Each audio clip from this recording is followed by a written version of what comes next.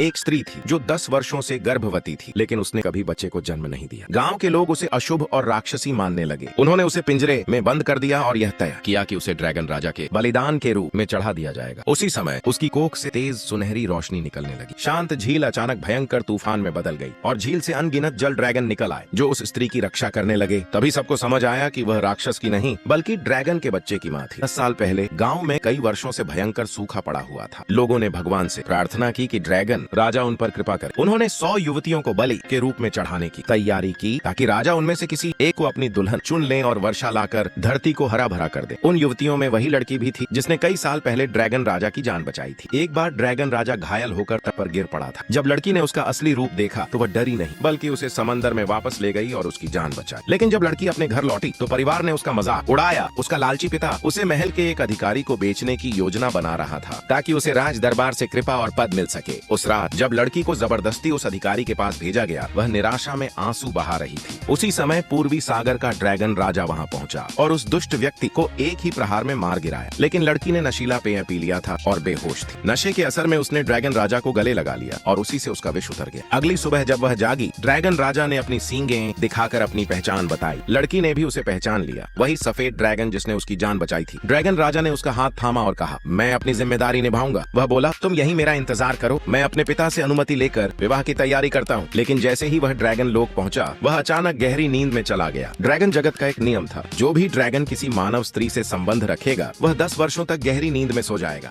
धरती पर लड़की को कुछ पता नहीं था। वह सोचती रही कि ड्रैगन राजा उसे भूल गया है। समय बीतता गया और उसका पेट धीरे धीरे सुनहरी रोशनी से चमकने लगा। जब पिता और लोगों ने यह देखा तो उन्होंने उसे दानव की माँ कहकर अपमानित किया। पिता ने उसे घर से निकाल दिया और दास बना दिया।